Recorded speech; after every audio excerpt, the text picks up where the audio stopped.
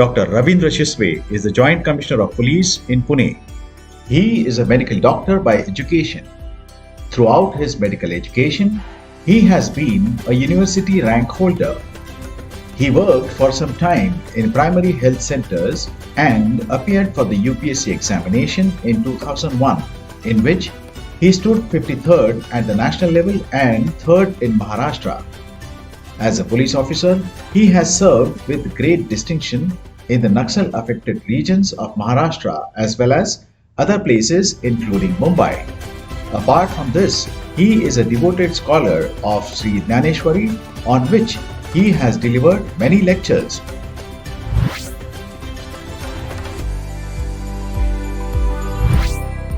श्रीकृष्णाला माऊली नाही म्हणत आहे, ज्ञानेश्वरांना माऊली म्हणतायत.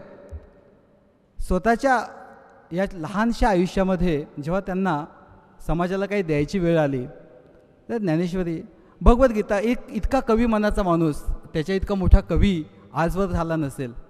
म्हणजे त्या भगवद्गीतेच्या 700 श्लोकांवर 9000 ओव्या, म्हणजे अगदी उलगडून उलगडून उलगडून सांगितलेत, अगदी उलगडून सांगितलेत. म्हणजे जे काही लपलेलं ज्ञान आहे ते इतरांच्या पुढे लावलं आहे. चैतन्याचा दीप उजळण्याचं काम केलं आहे. त्या माऊलींनी का भगवद्गीता घेतली? कारण कुठेतरी समाजापुढे चुकीचा आदर्श आहे. निवृत्तीला सर्वश्रेष्ठ मानलं जातं आहे आणि त्यावेळेला कदाचित थोडंसं म्हणजे वैदिक धर्म आणि वैदिक धर्मानंतर जो काही नंतरच्या काळामध्ये कर्मकांडांचा वाढलेला प्रभाव, सगळे यज्ञ, राजसूय यज्ञ, अश्वमेध यज्ञ वगैरे वगैरे, आणि ते सगळे यज्ञ आहेत. यज्ञ कुणाला फक्त शक्य आहेत? जे काही श्रीमंत राजे त्यांच्याकरता. सर्वसामान्यांच्या दृष्टीनं धर्म खूप लांबची गोष्ट राहिली होती. त्यावेळेला मग बौद्ध धर्म, जैन धर्म हे 2 धर्म आले. या 2 धर्मांकडे सर्वसामान्यांचा ओढा वाढला. त्याच्यानंतर शंकराचार्य आले. या 2 धर्मातल्या चांगल्या गोष्टी, वैदिक धर्माचं पुनरुज्जीवन केलं. पण सांगितलं काय? ब्रह्म सत्य, जगत मिथ्या. ब्रह्म एकच सत्य आहे, जग जे आहे हे माया आहे, मोह आहे. जगाकरता आसक्ती असतं, जगण्याकरता आसक्ती असणं चुकीचं ठरवलं गेलं. जगण्याकरता आसक्ती असणं चुकीचं ठरवलं गेलं. निवृत्ती ही चांगली. आणि अशा वेळेला मला असं वाटतं की काही शतकांनंतर ज्ञानेश्वरांनी शंकराचार्यांच्या विचारांचं इतक्या सुंदर पद्धतीनं खंडन केलं.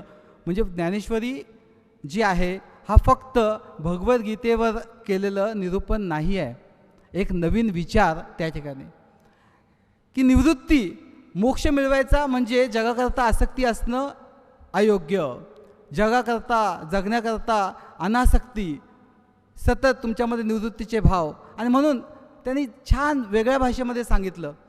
इतकं छान सांगितलं आहे की एक नदी असते पहा, ती नदी याच्यामध्ये पर्वतामध्ये उगम पावते आणि उगम पावलेली ती नदी निघते. तिला माहिती आहे की जायचं आहे कुठे? समुद्राला मिळायला. त्या खाऱ्या पाण्यामध्ये तिचं समर्पण होणार आहे. पण नदी ती जाताना रडत रडत कन्हत कन्हत जाते का? ती नदी जाताना रडत रडत कन्हत कन्हत जाते का? नाही आहे. खूप छान आहे ज्ञानेश्वरीमध्ये की का फेडीत पाप ताप, पोखित तिरीचे पादप, समुद्रा जाई जैसे गांगेचे आप. का फेडीत पाप ताप, पोखित तिरीचे पादप, समुद्रा जाई जैसे गांगेचे आप. की जाताना ती नदी निघते आणि मग कुठेतरी कोणाचं तरी पापाचं हरण करणारं, पाप फेडणारं तीर्थक्षेत्र बनवते. कुठेतरी कोणाच्या तरी तापाचं हरण करण्याचं काम करते. त्याला आंघोळीला पाणी देते, त्याची तृष्णा शमवण्यासाठी पाणी देते.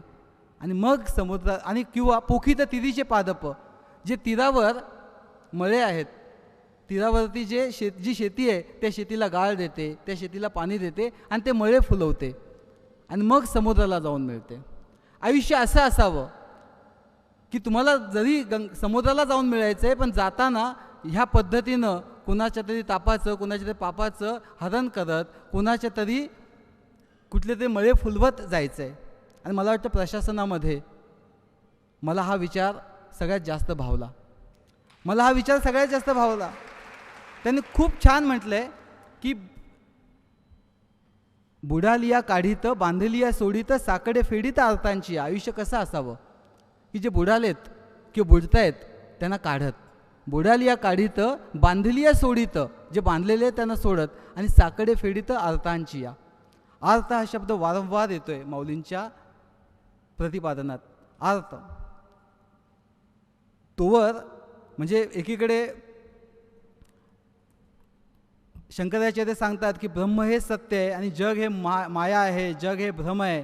जसं एखादा म्हणजे सर्प आणि रज्जूची प्रतिमा दिलेली आहे की तो जो दोर असतो त्या दोराला आपण साप समजून बसतो, तसं माऊलींनी त्याच्यापेक्षा खूप वेगळं सांगितलं. माऊलींनी इतकं छान सांगितलं की मला वाटतं नदीचीच एक छान किंवा पाण्याचीच एक छान उपमा दिली आहे की निम्न भरली या उने तेने ढळोची नेणे, तेवी श्रांता तौशोनी पा सामोरे जाणे. की जसा पाणी आहे, मध्ये एखादा खड्डा आला तर तो खड्डा भरून काढल्याशिवाय तो पुढे जायचंच त्याला माहीत नाही. पाण्याला जर मध्ये खड्डा आला तर खड्डा भरल्याशिवाय पुढे जाणं माहीतच नाही. तसं माझ्यासमोर जर माझ्या रस्त्यात जर कोणी श्रांत आला, कोणी तहानलेला आला, तर त्याची तृष्णा शमवल्याशिवाय, मला जर कोणी आर्त आला, कोणी दुःखी आला तर त्याचं दुःख निवारल्याशिवाय मला पुढे जाताच नाही आलं पाहिजे, मला समोर जाताच आलं नाही पाहिजे, माऊलींनी सांगितलं आहे. आणि म्हणून की एकीकडे निवृत्तीतनं मोक्ष, आणि माऊली काय म्हणतात, विश्वाचे आर्त माझे मनी प्रकाशले अवघेच झाले देह ब्रह्म. विश्वाचे आर्त माझे मनी प्रकाशले अवघेच झाले देह ब्रह्म. आवडीचे वालभ माझेनी कोंदाटले नवल देखिले नभा कारगे माय. आवडीचे वालभ माझेनी कोंदाटले नवल देखिले नभा कारगे माय. बाप रखुमा देवी वरू सहज निटू झाला हृदयी नटावला ब्रह्माकारे. तो मोक्ष मिळवायचा आहे, त्या ब्रह्माची प्राप्ती करायची आहे, आणि त्याच्याकरता इतके काही उलटे सुलटे उपद्व्याप जगणं जे आहे ते जे खरं आहे, जे म्हणजे जन्माला आलो ते जगणं हे असार मानणारी एक विचारधारा. आणि त्यावेळेला तो जो विठ्ठल आहे तो सहज भेटला. विश्वातली आर्तता जी आहे ती माझ्या मनामध्ये जेव्हा प्रकाशली तेव्हा त्या प्रकाशून मला हृदयी तो विठ्ठल जो आहे तो मला सहज भेटला आणि माझ्या हृदयामध्ये सहज त्याचा तो नटावला आहे आणि त्याचं काय म्हणतात त्याला प्रतिष्ठा झालेली आहे. याच्या इतका सुंदर विचार नसेल. कारण एकीकडे म्हणून म्हटलं की भगवद्गीता असताना, की भगवद्गीता जे मूळ आहे ती असताना आपण एवढे सगळे मंडळी ज्ञानेश्वरीला एवढं का महत्त्व देतो हे इथे कळण्यासारखं आहे.